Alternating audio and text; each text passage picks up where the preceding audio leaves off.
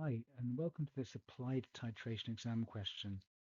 Incidentally, it's about citric acid in lime juice, and it's from the OCR Depth in Chemistry first year paper from 2022, question 1b. So let's first process the description. So what we're looking at is basically a procedure we've got to try and visualize. So we start with a couple of limes, because that's what it says. Squeeze juice out of 2 limes, and transfer that into 250 centimeter cube volumetric flask, making it up to the mark with distilled water, and then you pipette a tenth of that, 25 centimeters cubed, into a conical flask, add a few drops of phenolphthalein indicator, and titrate it with 0.8 mol per decimeter cube sodium hydroxide. The reason we're doing this visualization is so that we can catch the fine detail of the procedure. So in particular, the fact that you pipette 25 centimeters cubed with a diluted lime juice, which comes from 250 centimeters cubed of stock solution. So it's only the 25 centimeters cubed that's actually being titrated here, not all of it, just the tenth that's come out here. So calculating your average titer. The question gives you close-ups of the burette readings for titration 1, 2, and 3. So we're making sure we're reading to the nearest 0.05 centimeters cubed at all times. So essentially, that means that our readings individually have to end with either 0 or 5 and be 2 decimal places. So by difference, you can work out specifically what the actual titers are.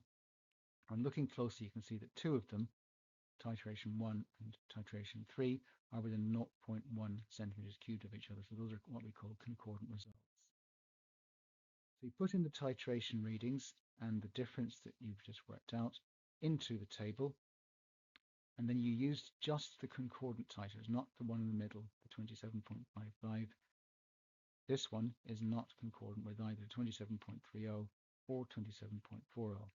So you add up the first and the third titration and do divide by 2, and that gives you 27.35 centimeters cubed as your mean titer. Then they want you to calculate the citric acid in 1 lime. So they give you the equation, which I've reproduced down here, and then I'm going to use the data moles, equation moles, answer method to show you how you can work out the answer. So earlier in the question, they said that the concentration of sodium hydroxide was 0.8 moles per decimeter cubed. We've just worked out by using the titers that you've got 27.35 centimeters cubed as the average titer. So that means we can work out the moles of sodium hydroxide, which is 0.02188. In the equation, there's a mole ratio between sodium hydroxide and citric acid of 3 to 1. You can see a 3 in front of the sodium hydroxide, and there's nothing in front of the C6H807, which means there's 1 mole of the citric acid. So what you've got to do is divide the 0.02188 by 3, which gives you 7.293 times 10 to the minus 3 moles in 25 centimeters cubed. Now, if you recall, this was originally taken from a stock of 250 centimeters cubed, into which the juice from 2 limes was put. So you multiply that value up by 10. That tells you how many moles you've got inside the 250 centimeters cubed, which in turn tells you how many moles you have in 2 limes. So multiplying the number of moles in 2 limes times 192.0, the MR of your citric acid, that gives you 14.0032.